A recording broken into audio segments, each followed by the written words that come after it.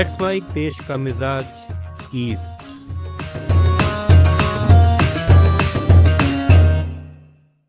नमस्कार, let's mic देश का मिजाज और खबरें ईस्ट से। चुनाव आयोग ने पश्चिम बंगाल में 5 आईपीएस अधिकारियों के तबादले कर दिए। मुख्य सचिव को लिखे पत्र में आयोग ने निर्देश दिया है कि राठौड़ अमित कुमार भारत को रायगंज रेंज का डीआईजी बनाया जाए, जबकि अजीत सिंह यादव को मुर्शिदाबाद का डीआईजी नियुक्त किया गया है।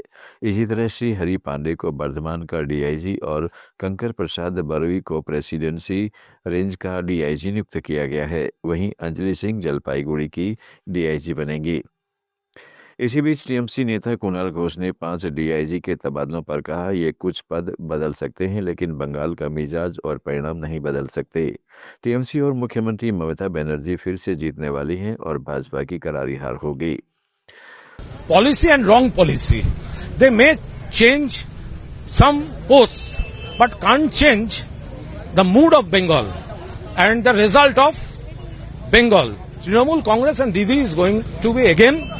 We are going to win, and BJP is going to be defeated in a very bad way. Very. पश्चिमी बंगाल की प्रमुख राजनीतिक पार्टियों ने आगामी 2 चरणों में होने वाले विधानसभा चुनाव के लिए अपने उम्मीदवारों की घोषणा कर दी है। हालांकि राज्य के करीब 6 लाख मतदाता अभी भी न्यायिक जांच के दायरे में है, जिससे चुनावी प्रक्रिया में उनकी भागीदारी पर सवाल उठ रहे हैं।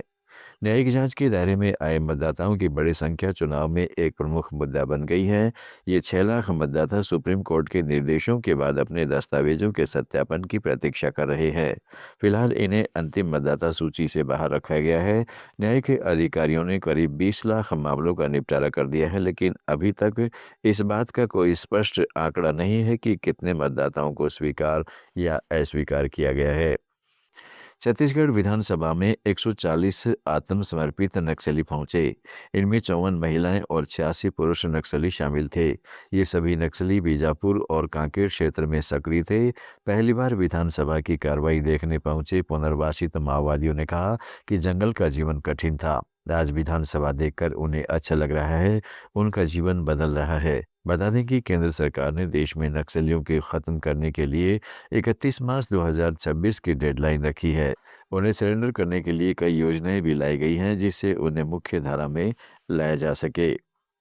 ओडिशा के पुलिस महानिदेशक वाईबी खुरानिया ने बताया है कि वर्तमान में राज्य में केवल माओवादियों का एक छोटा समूह ही सक्रिय है।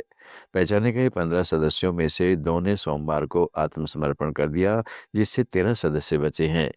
वे कंधमाल, कालाहांडी, रायगढ़ सीमा क्षेत्र में प्रतिबंधित सीपीआई के राज्य समिति सदस्य सुकुरू के नेतृत्व में काम कर रहे हैं।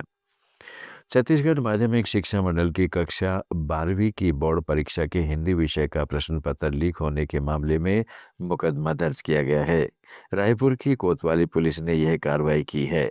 14 मार्च को हुई कक्षा 12वीं की हिंदी विषय की परीक्षा से पूर्व सोशल मीडिया पर हस्तलिखित प्रश्न पत्र वायरल होने की सूचना प्राप्त हुई थी।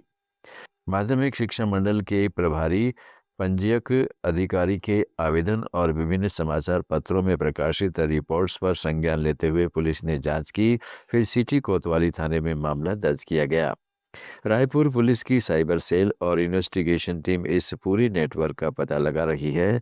प्रश्न पत्र लीक करने के आरोपी व्हाट्सएप ग्रुप के एडमिन और इस कृत्य में शामिल लोगों को जल्द ही गिरफ्तार किया जाएगा।